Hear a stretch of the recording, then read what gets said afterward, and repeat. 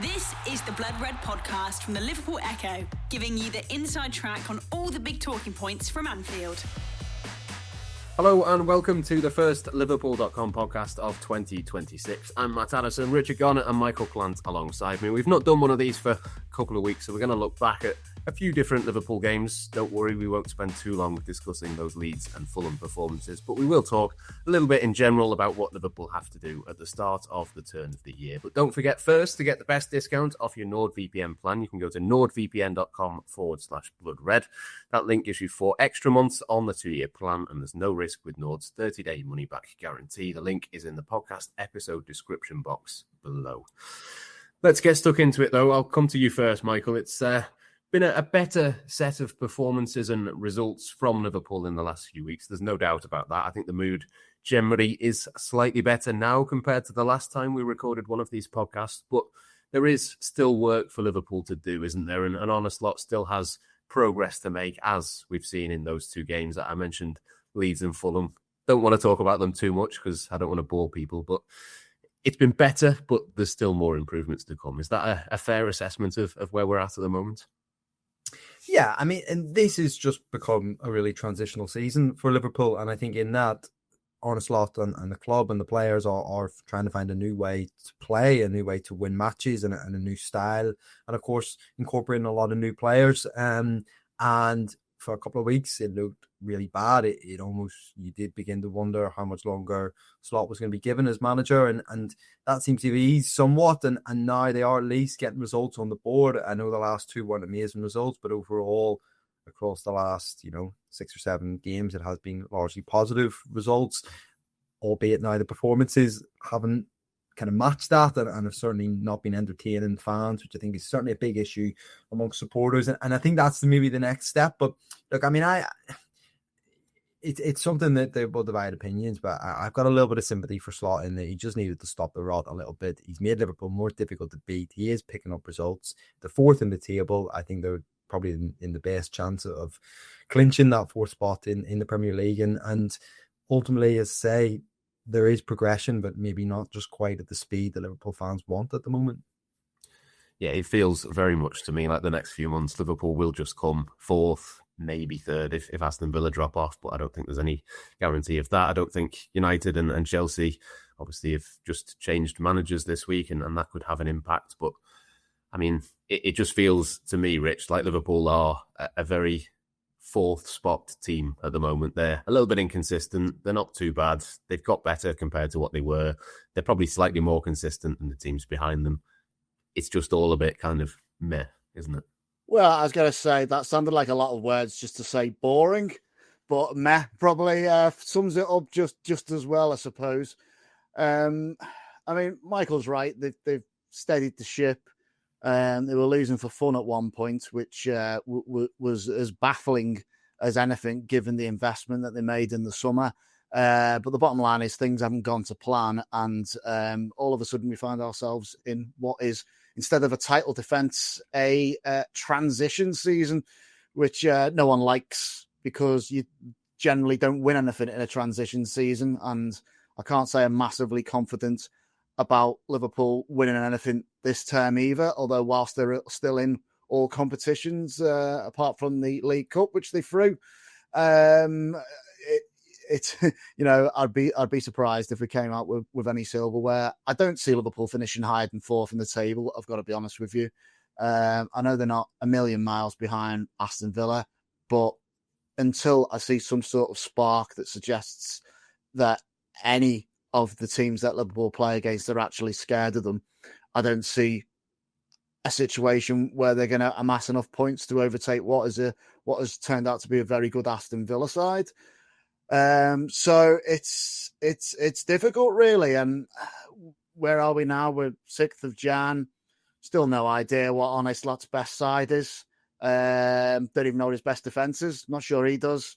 Got about 3 different right backs on per match. So there's a lot of chopping and changing. No real idea what the identity of the team is. And the only thing that is consistent is they're not a great watch. So sorry to sound a little bit pessimistic there, but that's just the way I see it at the moment. Yeah, it's hard to disagree with that. I think it is a positive that it looks like they are going to get into the top four. I mean, that's by no means guaranteed, and there's still a lot of football still to be played. But I think I'd be very surprised if Manchester United and Chelsea managed to catch them. And that's the positive, isn't it, Michael? That, you know, even if this season ends up being a write-off, which I think is basically what Richard is talking about there, at least it's a write-off where they get back into the Champions League, because it's not been that far back. You have to look where Liverpool had to do a season in the Europa League under Jurgen Klopp when they fell out of that competition. So that's the minimum aim every season. Are you as confident as I am that Liverpool will get over the line and finish in that top four? No. To be honest, I mean, it's only 3-point gap, isn't it, to Man United and Chelsea, both of whom have obviously just changed managers. We don't really know what we're going to get from either of them in the second half of the season. I mean, I'd be surprised if United can get it together to challenge Liverpool. And obviously, Liverpool are slowly on an upward curve, and Chelsea and Man United aren't. Chelsea, I think, are the big question mark going into the second half of the season. I have no idea what we're going to get from them. I don't think any Chelsea fans have any idea what they're going to get from them as well. I think it's 9 points to Villa and City. Actually, I think they're the same number of points. That looks like a big task, really. I think of the three, obviously, Villa are the most likely to drop away, aren't they?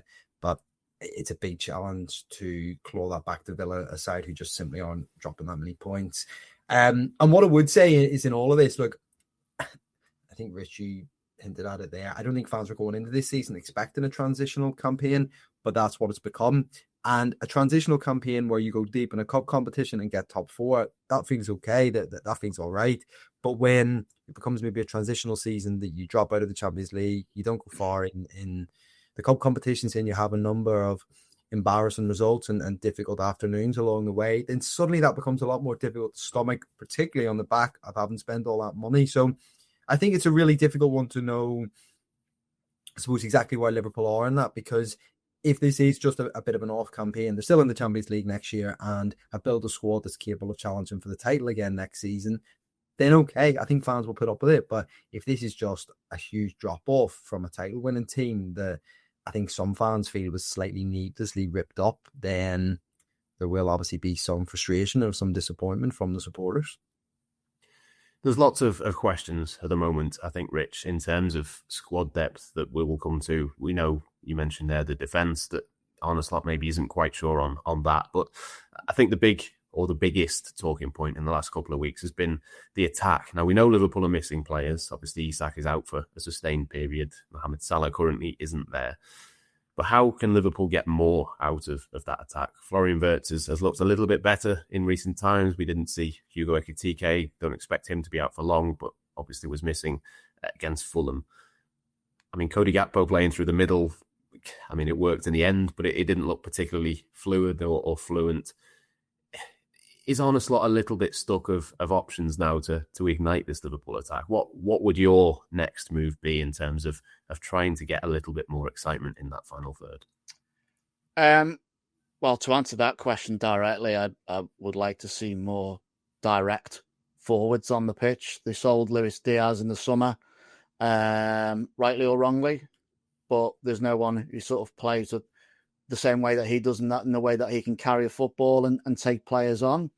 They've got a couple of players that are capable of doing that. Obviously, Jeremy Frimpong in recent weeks, after having a little bit of a difficult start to his Liverpool career, has been given opportunities further up the pitch and at least looked like he was capable of creating chances, and obviously led to the Gakpo goal at the weekend, and just being able to be around the back of defences and get balls in and cause problems for defenders is something I'd like to see more of. Moreover, for the fact that it actually excites supporters and gives them something to be entertained by, which we should never lose sight of, I don't think. On the other side of the pitch, you've got a youngster in Rio Ngamoa, who's only had limited opportunities following his heroics against Newcastle at the start of the season. I would like to see him given more opportunities. And another player who can take people on is Federico Chiesa, who didn't really take his opportunity when it was handed to him recently. But a lot of other players in that side have been given more than one opportunity to hold down a first team place. And I think maybe he should be given a little bit of room, at least to prove what he can do. If indeed he decides to hang around, because he might decide he wants to look elsewhere, mightn't he? Because he's not getting that many minutes for Liverpool, is he? There's talk of other clubs are interested in him.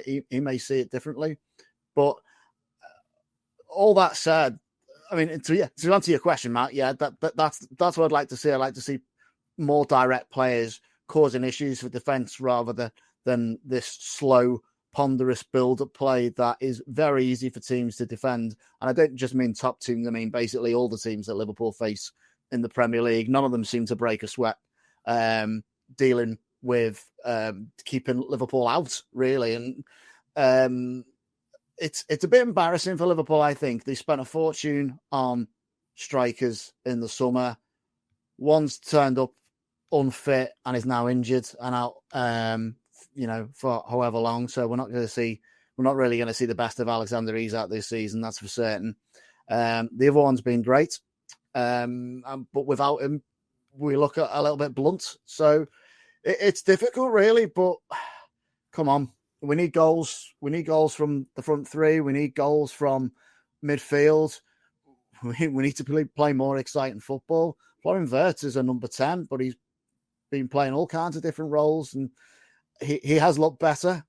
But he basically needs to sustain it now, doesn't he? Because there's not too many around him who are. Yeah, there is a lack of goals, isn't there? That was the first thing when I looked at the team sheet against Fulham. You looked and thought, not quite sure where those goals are going to come from. And that is a bit of an issue at the moment. Obviously, as I mentioned before, there is the caveat of Liverpool being without three of the forwards that they thought they were going to have available to them. I suppose Salah they knew was going to go to AFCON, but the other two strikers being injured is not something that is in Arne Slot's hands and control necessarily. But I mean, Rich mentions Rio and Gamoa there, Michael. I'm sure we'll see him against Barnsley next Monday. Is there an argument that maybe we should see a little bit more of him? Because that is something that fans are, or certainly some fans are clamouring for at the moment. Yeah, I'm slightly surprised at that, if I'm honest, because I know obviously he did have a bit of an impact against Leeds, but by and large, I think since that Newcastle cameo, he hasn't done a huge amount, to be honest with you. And I think that Liverpool are right to be cautious about putting too much expectation and burden on a 17-year-old. I do think from his perspective, I'd have a bit of frustration that his requirements at first team level have meant that he hasn't been able to play at youth team level. So he hasn't actually been able to play any football this season, which isn't good for his development. He hasn't been sent out on loan. So he's just basically stuck around the first team and sat on the bench. Now, look, listen, some people might argue that actually that is best for his progression. And there's always the Phil Foden example that he stuck around Man City and look, what a fantastic player he turned into. But I think that part of the issue with the squad that Liverpool have created this season is they've got a small squad. I think Slot hinted about this or at this ahead of the Fulham game of the weekend. He referenced that some players wouldn't be playing in their natural position. I think that there was a lot of players bought in the summer that can play multifunctional roles, like Frimpong, like Bakatike, and there is a bit of a thinking, I don't know if it's Slot, I don't know if it's the club, that, well, you've got these great footballers that you put them together and you form a team from that. I don't know if it's quite as simple as that. And you do need players who are more specialised positions, really. And Liverpool have created a squad with limited numbers, with sometimes square pegs and round holes, and also a squad that you look at the likes of Ingamoa, Chiesa, Endo. I think there's certainly St. Gomez. That Slot doesn't actually want to start these players. So actually, you're working with quite a small number of players. And this was a problem last season. And obviously, Liverpool signed a lot of players, but they moved a lot of players on. But I don't actually think it has addressed that problem, really. So, I mean, it's quite a long, rambling answer to should Rio and Gamoa play a little bit more, but I think probably not. But I do think that Ingamoa in some way encapsulates what the issues are actually with Liverpool's squad and the problems that, while I do think that the recruitment in general, the players they signed in the summer was good, I think the overall structure and I suppose dynamics of the squad, it does leave them lacking in certain areas. Just to that point, sorry, Matt, if we can just jump in there. Last season, Luis Diaz, I think, started the majority of the games on that left, with then Cody Gakpo replacing him in matches or playing when he wasn't available. So if he hasn't really been replaced, if we're saying Rio Ngamoa is 17-year-old on the left-hand side, there's not like a natural replacement. On the right-hand side, Mo Salah is normally an ever-present, and then all of a sudden that's in question, and then he goes to AFCON. Who's his replacement? I don't know. Is it Frimpong? Might be a right back. Don't know. Not really sure. There is. I think you've got a valid point about players who are versatile but aren't necessarily specialists within those positions or not. It's difficult to say, and it's the fact that it's not clear is I think is an issue, and I don't know how he solves it. And so just on that, look at Szoboszlai. Look at the way Szoboszlai's been used this season. He's played regularly in kind of 4 different positions. And actually, in all of that, I don't think he's played in his best position very much, which is kind of a number 8, box to box. I think that's where you get the best out of him.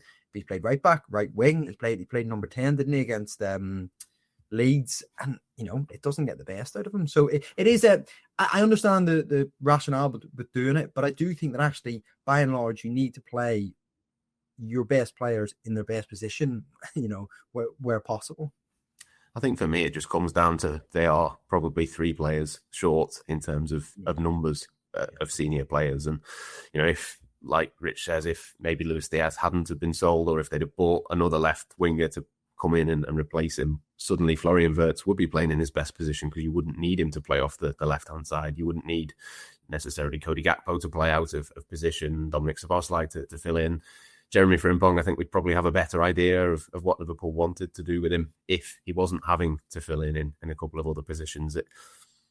That for me is why at this current moment in time, and this hasn't been the case for the entirety of the season, but I do feel a little bit that Arne Slot is hamstrung to an extent by the lack of options he has. Now, maybe the argument will be it was him and Richard Hughes that came together and decided what that squad would look like. They had Salah going to AFCON, that was penciled in the calendar for years in advance of what happened in the summer in terms of the transfers. But it just feels to me like they're not able to really do a great deal more in terms of what they do. I agree with you, Michael, in terms of Rio Ngamoa.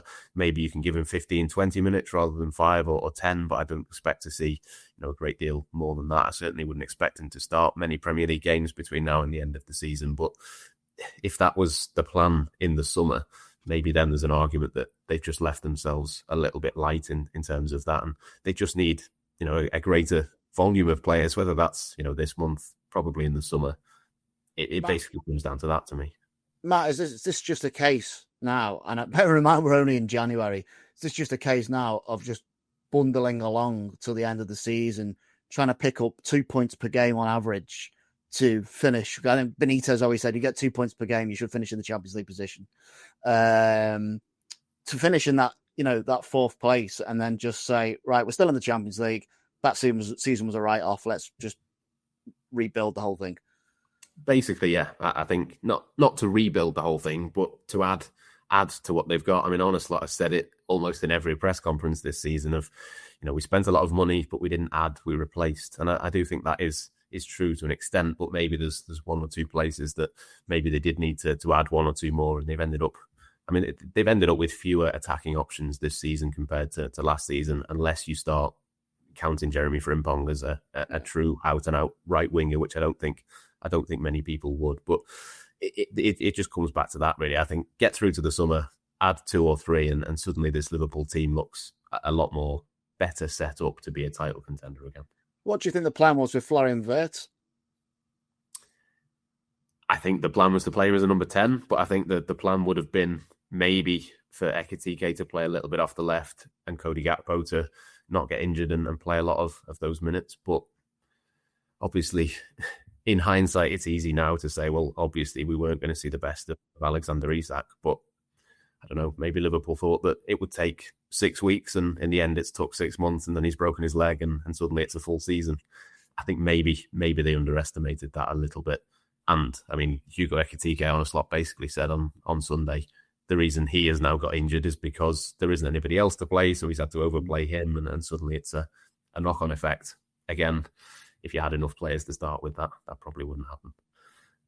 But yeah, we are where we are for now. But Michael, your take on it? Well, just to add to what you were saying there, there's been a lot of talk about the transfer window, and let's hold our hands up. I don't think any of us at the end of the transfer window went, "Oh, there's huge flaws and huge issues with this squad." I think it has become apparent as the season's gone on, but I think that the issue that has become, to repeat what I said earlier, is that actually the squad that he's built, there's a handful of players he can't trust and he doesn't want to rely on. So therefore, then it is light because we didn't maybe appreciate that quite at the end of the summer. But I don't have any issues with the players that were allowed to leave in the summer. I actually think that the vast majority of them, when you break them down player for player, should probably have left. Diaz is the question mark, but Diaz wanted to move on, and Liverpool got a good price for him. So I again don't have any issue with that. The issue is not replacing them and not having enough players ready to start games regularly in the Premier League, and that has been the problem this season. But look, I think in the grand scheme of things that actually Liverpool have got the basis of a really good squad to go forward, and they've got a young squad, a very talented squad, and they just need to add a few more numbers, as you've kind of alluded to, Matt. And I think that in the long term, the squad is in a good place, personally. The quality, I don't think you can question any of the players that came in. I think Ekitike, Wirtz, eventually, after a few more months, Alexander Isak, we know how good he is. Even Jeremy Frimpong, I think in the last couple of weeks, we've not really seen it, but in the last few games, he's been very good cross for Gakpo's goal at the weekend. The quality of players that they've got in, I think, is unquestionable. The problem is that there just aren't enough of them to cope with the demands of all the competitions and inevitable injuries. And I mean, the line in the summer was they didn't want to block the path of Rio and Gamoa. Now, fair enough, that's kind of an option to do that. But then if you're not going to block his path, then you've got to use him. And they haven't really done that. So you can't really have it both ways. But we're talking about transfers. So let's move into sort of January and what we kind of would want or expect from that, Rich. I suppose with Liverpool, it's always the kind of idea of if the right player is there, they will go and do that. There's been some speculation in the last couple of days that maybe Manchester City might force the hand with Mark Gay at Crystal Palace, and maybe there might be interest there. If you had to pick one position, bearing in mind we've all said that they look light in pretty much defence, midfield and attack at the moment. If you had to pick one, what would the priority be for you this month? Well, as toothless as we look in attack, we're only one defensive injury away from an implosion in defence, I think, and that would have to be where I would go. I just think they need a centre-back. And I'd be prepared. They were going to pay for Mark Gay in the summer, so, right down to the last minute. So why not pay for him now? Don't see how it makes any difference. Might secure enough to bundle our way into the next year's Champions League. You know what I mean? And whether that helps with deficiencies from set pieces or whatnot, I wouldn't want to say. But I for me, it would be a centre back. I think there's enough, as you said, Liverpool have got very, very good players. They've got world-class footballers all over the pitch. The majority of the players that they signed in the summer are of an extremely high standard. So it's certainly not like an ability issue. And there's probably, if they can change the way they play a little bit and be a bit more exciting and expansive, then I don't see any reason why we can't score goals. But although things have tightened up at the back recently, it very much feels that because of the conservative way that we've played, and if we can bring in a defender that sort of eases that pressure, then maybe we might see a bit more of better results up top. Yeah, I mean, Konate has been better in the last few weeks. I've kind of softened on my stance that had to be done in January. I think he has looked a little bit better, but yeah, centre-back is an obvious one, and I think Liverpool obviously know that because they tried to sign Gay on deadline day and didn't quite get it done. Would that be your priority as well, Michael? Obviously, there's other factors that come into this in terms of who's available and whatnot, but in an ideal world, if you could only do one position, would it be centre-back or would it be somewhere else? Yeah, I agree totally. And I think you make a good point there that Liverpool wanted to sign Mark Gahey. They looked at the centre-back options they had and thought, we need another one. And that was before Giovanni Leone did his knee in and missed pretty much the whole campaign. So Liverpool, if they do want another centre-back. And if they're being truthfully honest with themselves as a club, they know they need to bring in another player. So, and I think it's a good point that actually you made, Rich, as well. They were willing to pay the money in the summer.